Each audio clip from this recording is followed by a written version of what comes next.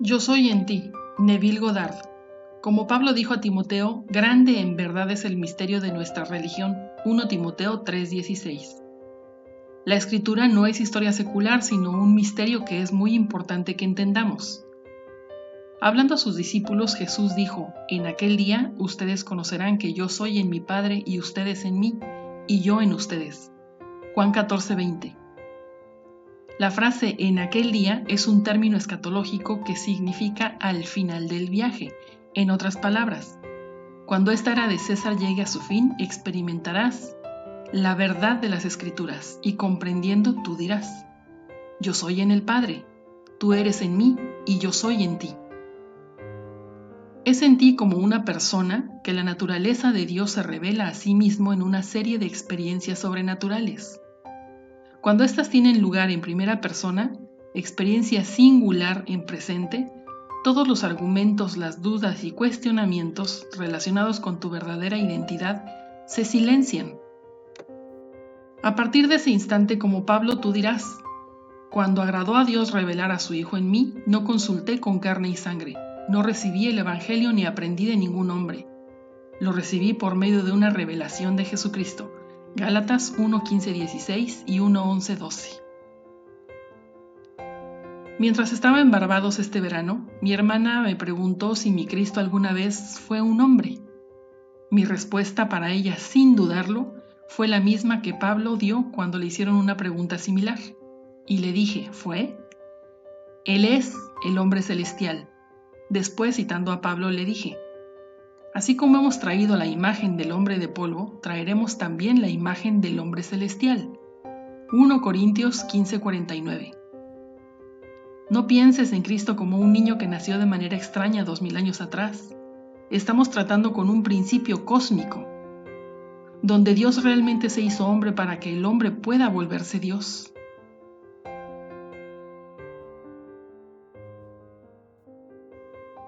El proceso ha empezado, la resurrección ha comenzado, pero no ha terminado. Aquellos que enseñan que la resurrección ya terminó están engañando a los fieles, porque como Pablo todos pueden decir, yo he sido crucificado con Cristo. Ya no soy quien vive, sino Cristo es quien vive en mí. La vida que ahora vivo en la carne, la vivo por la fe del Hijo de Dios, quien me amó y se entregó a sí mismo por mí. Y de ahora en adelante no consideraré a nadie desde un punto de vista humano. Aunque alguna vez consideré a Cristo desde un punto de vista humano, ya no lo considero así.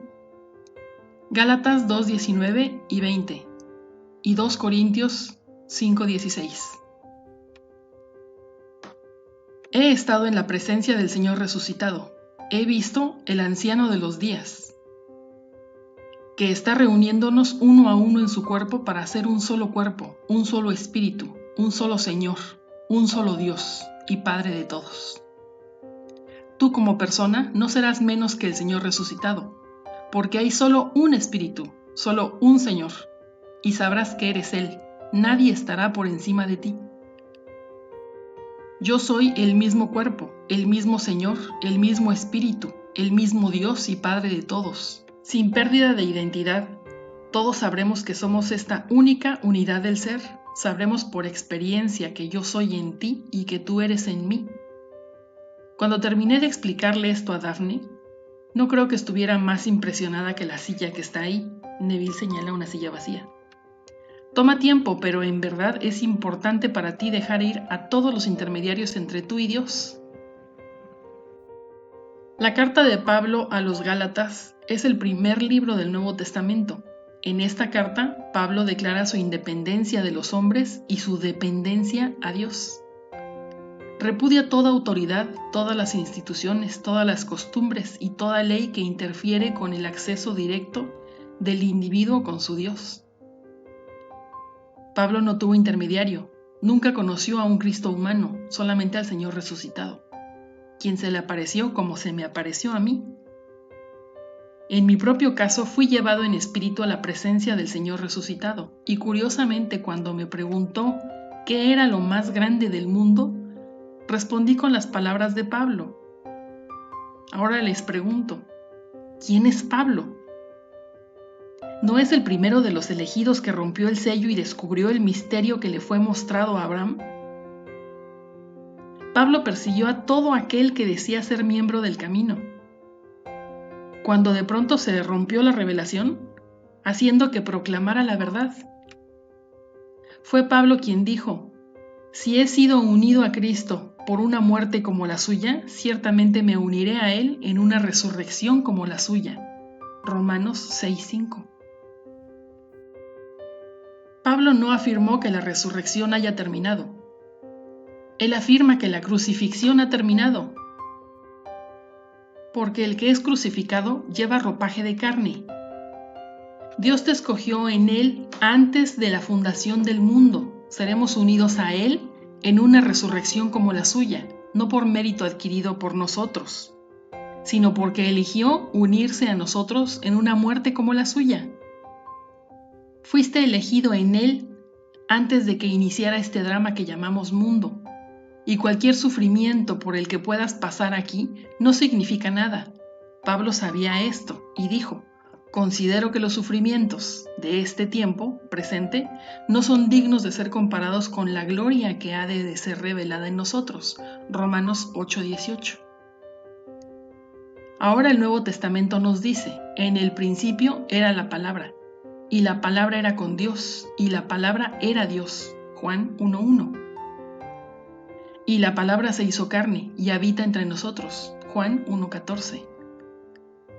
La palabra griega logos, traducida como palabra o verbo, significa sentido, un plan, un argumento o propósito.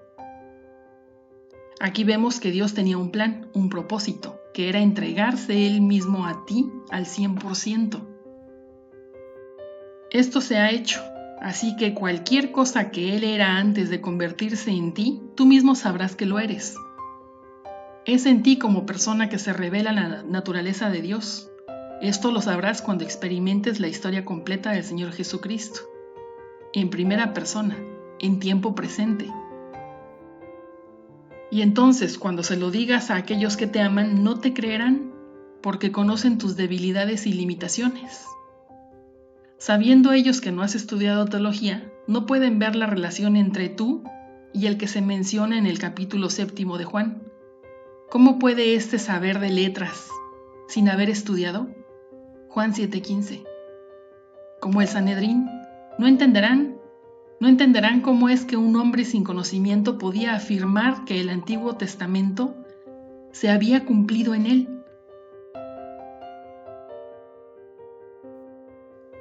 Los profetas predijeron el advenimiento de Dios, pero no dijeron cómo.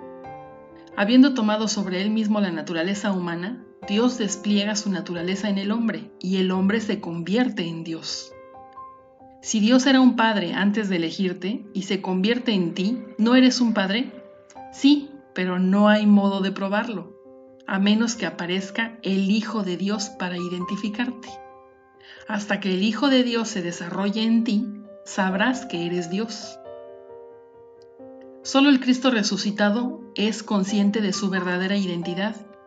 Es Él quien dice: yo soy en ti y tú eres en mí. He aquí que somos uno. El Cristo resucitado es el eterno celestial hombre, que es Dios. Tú eres un hombre. Aprende a adorar tu propia humanidad, quien es Dios. El hombre está buscando alguna fuerza impersonal para adorar, pero Dios es el hombre. Cuando me paré en su presencia y respondí a su pregunta con las palabras de Pablo, desde entonces me he preguntado: ¿quién es Pablo? ¿No fue él el que dio inicio a la fe cristiana? Nuestro Nuevo Testamento registra 13 de sus cartas, todas escritas 20 años antes que los Evangelios. En su primera carta a los Gálatas, Pablo se arriesgó a declarar su independencia de todas las organizaciones. Eso fue en los días que no podías tener un trabajo si no eras miembro de la sinagoga. Sin embargo, Pablo se negó a aceptar cualquier intermediario entre él y el Señor resucitado, a quien había perseguido en su ceguera. Un día Cristo resucitado te traerá a su presencia, te incorporará a su cuerpo por medio de un abrazo en el cual serás uno por los siglos de los siglos. Esto lo sé por experiencia, así que cuando te digo yo soy en ti, lo digo literalmente, porque yo soy uno con el Cristo resucitado. Estoy hablando las palabras del Cristo resucitado, no de Neville. Después de que nos abrazamos, Él me envió, pero nunca se ha separado Él mismo de mí. ¿Cómo puedo ser uno con el cuerpo que me envió? Pues el que me ve a aquel que me ha enviado. Juan 12:45. Limitados al concepto del espacio tridimensional, pensamos en ser enviados fuera del área, mientras que el que nos envió permanece. Pero en el mundo espiritual del que hablo, cuando uno se une al Señor, se vuelve uno con Él en espíritu. Mora en este ser que se convirtió en ti, retorna al punto de ser elegido antes de que el mundo fuese. Trata de rememorar cuando te dio a conocer el misterio de su plan que le dio sentido a tu vida, ese misterio que fue manifestado en Cristo para el cumplimiento de los tiempos. La palabra que da sentido al mundo estaba con Dios y era Dios. Ese significado es Cristo. Un plan que no puede incumplir su propósito, el cual es desplegarse y revelarte como Dios. Caminando en esta tierra ahora mismo, eres la palabra de Dios avanzando hacia la realización. Ahora, mientras estamos aquí, esperando que se desarrolle el plan de Dios, debemos continuar usando la ley de Dios. Aquí hay una simple historia. Una amiga mía me escribió diciéndome, cuando mi hijo estaba muy pequeño, la familia llamábamos al catálogo de Navidad de Sears el libro de los deseos. Nuestro hijo se pasaba horas mirando las páginas de los juguetes, decidiendo qué iba a pedir para Navidad. Hemos hecho esto durante los últimos 8 años. Ahora estoy adjuntándote una tarjeta que promociona la edición actual de este catálogo. Como podrás ver, ahora se llama El libro de los deseos de Sears. Quien tenga esa cuenta piensa que esta es una idea original, pero no. Mi amiga sabe que ella fue su creadora. Tú lo ves, no hay ficción. ¿Cómo puede haber ficción en el mundo donde imaginar crea la realidad? Durante 8 largos años, su hijo ha sabido que ese catálogo es un libro de deseos y ahora se ha convertido en su nombre oficial.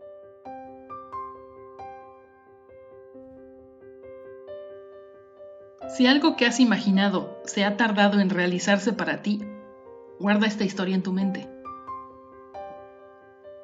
Sé que somos todos niños y queremos que nuestros deseos instantáneamente sean cumplidos, pero los países planifican para las generaciones aún no nacidas. Los padres con grandes propiedades planifican no solo para sus actuales pequeños, sino para los descendientes de su descendencia. Tú y yo, sin embargo, estamos ansiosos y se nos hace difícil esperar. Una y otra vez las damas me han dicho que querían casarse ya, solo para confesar que aún no estaban divorciadas. Las he oído decir que solo había un hombre, o ese hombre o ningún otro. Sin embargo, se casaron con otro. Lo que realmente querían era estar felizmente casadas. Al asegurar que tenía que ser ese hombre, les he preguntado, ¿y si ese hombre cayera muerto ahora mismo, aún tendrías el deseo de compañía?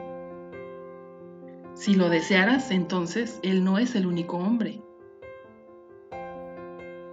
Sabe lo que quieres en la vida y no lo condiciones.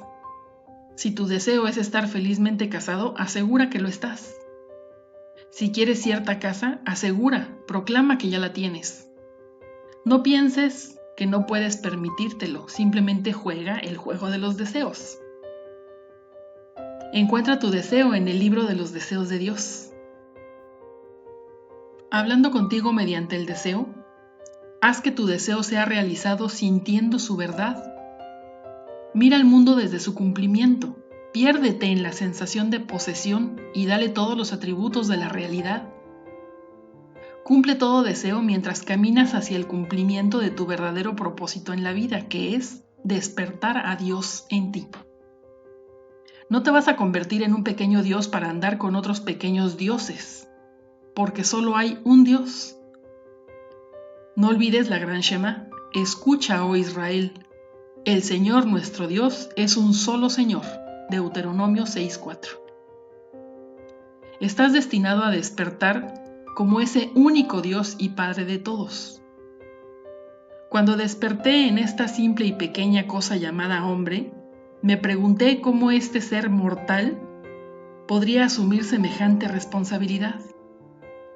Alojado en esta ropa de carne llamada Nevil, consciente de todas sus debilidades, el propósito de Dios se ha desarrollado, aunque no tengo manera de demostrártelo ni a ti ni a ningún otro.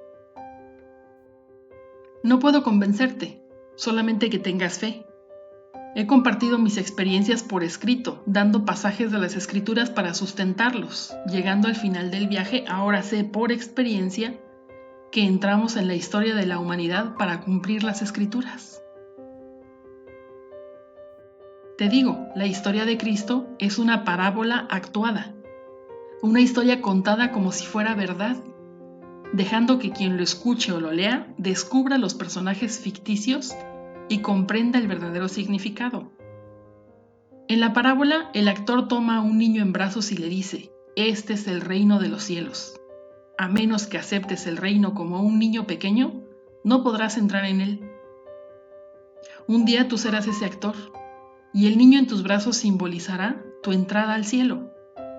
Es una señal del nacimiento de Dios, no del vientre de una mujer, sino del cráneo del hombre, donde Dios es crucificado.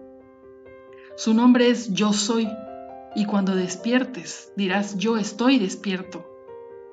No buscarás alrededor a otros, porque estarás solo, y desde ese momento las Escrituras se cumplirán dentro de ti. En un futuro no muy distante, dejarás este mundo para descubrir que la muerte te obligará a modificar o cambiar radicalmente cualquier idea que hayas defendido aquí. Hoy recibí la notificación de que mi buen amigo Randy murió. En 1952, mientras me recuperaba yo de una cirugía delicada, Randy vino a visitarme al hospital. Era mi amigo, mi médico, pero no sabía lo que yo enseño. Al ver la Biblia que tenía conmigo, Randy me cuestionó sobre mi interés por ella.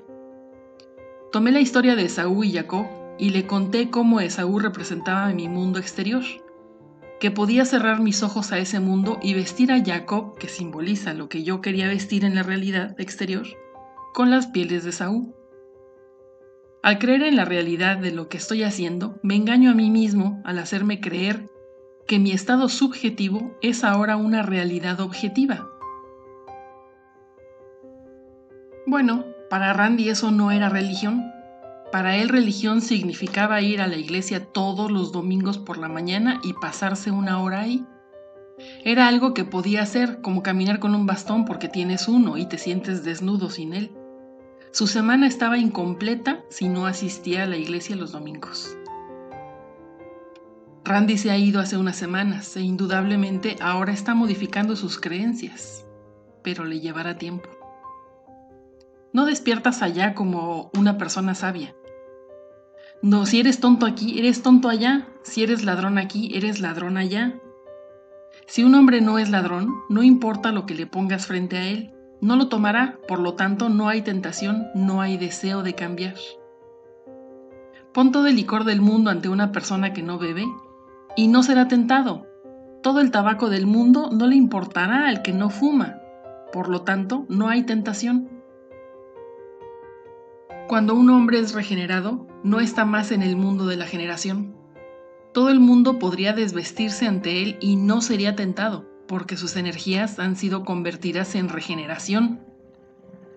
Todos serán regenerados y superados sin esfuerzo, porque cuando las visiones suceden, tú cambias. El cambio no ocurre antes de las visiones, porque la plenitud es la consecuencia, no la condición del reino de los cielos. No eres seleccionado por mérito adquirido. En el minuto en que la visión tiene lugar, la consecuencia ha ocurrido. Cuando leas las palabras de Cristo en el Nuevo Testamento, piensa en el Cristo resucitado, porque el hombre celestial estará hablando. Todos estamos elevándonos al único cuerpo de Cristo sin perder la identidad. Te conoceré mejor y más íntimamente allá de lo que jamás podría conocerte aquí. porque la máscara que usamos aquí establece una barrera entre nosotros. Pero la nueva era, seremos íntimos, hermanos eternos, todo compartiendo el único cuerpo con el único espíritu, el único Señor, el único Dios y Padre de todos. Ahora vayamos, entremos al silencio.